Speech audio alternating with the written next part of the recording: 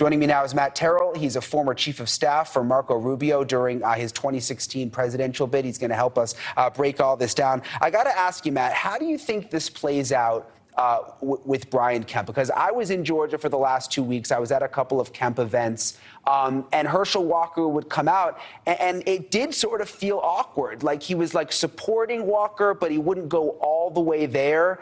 Do you think they'll line up?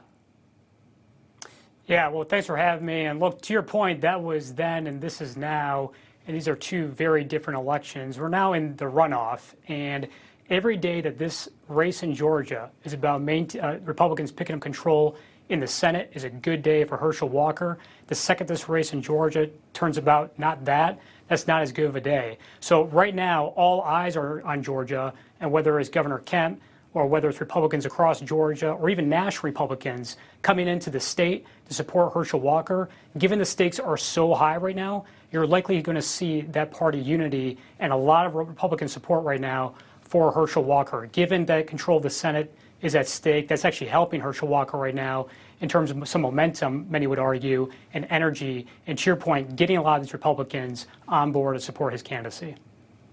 And you've obviously worked these campaigns before. How does it work behind the scenes? I mean, is it like Herschel Walker's people are calling up Brian Kemp's people and saying, let's work this out, let's have a rally? How do they actually make this work? Well, every candidate or every elected official is different, but, I would suspect, look, there's been an understanding here that this is a different race. And right now, when the stakes are this high, when you have control and balance in Washington on the ballot right now, that's a different ball game. And what you're going to see right now, whether it's across Georgia or whether it's with national Republicans coming in, you're going to see a lot of money, a lot of resources. You just saw, to your point, Governor Kemp transfer over his voter operation machine, if you will, to the Senate Leadership Fund. That's a big move. Right now, this is all about the ground game. Understandably, voters just got off of a grueling midterm election. Many voters are understandably exhausted by politics right now in Georgia. And so the punchline right now is that this is all about voter turnout. It's all about these, candidates in the party, elected officials in the party coming together to get their candidate across the finish line. How does former President Trump play into this? Do you think the time has come for Herschel Walker to distance himself from Trump? Well, I think many would argue that right now it's got to be a balancing act for Herschel Walker.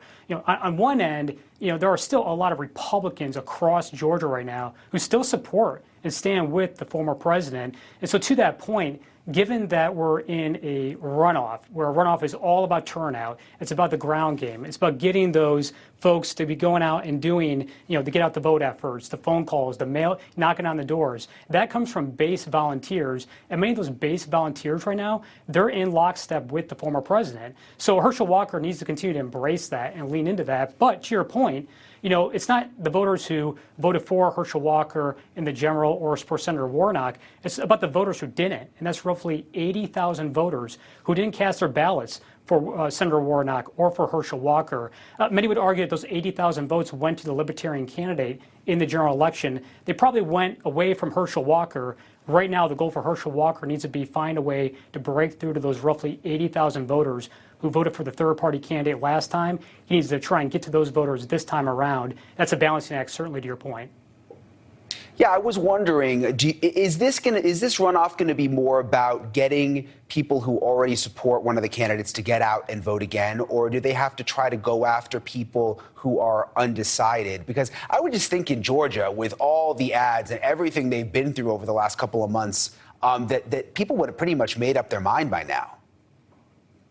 Yeah, look, a lot of voters right now are made up in terms of who they're going to vote for. But again, those 80,000 voters right now, the question is, they can't vote for the third-party candidate this time. So where do they go? Do they stay home, or do they go out and vote for Warnock, or do they vote for Walker?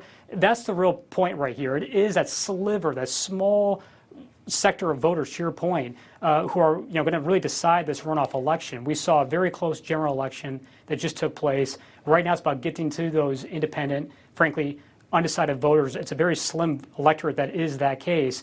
But in the end, it's a balancing act. You got to keep your base energized. You got to get your base to go out and vote. They're going to be the ones driving your on-the-ground effort. This is a short turnaround between now and early December. That's not a lot of time to go in and run an effective campaign. It's all hands on deck right now, particularly for the Republican Party. And so right now, both candidates need to be reaching out to those independent voters. Thank you for watching. Go to newsnationnow.com to find NewsNation on your cable provider.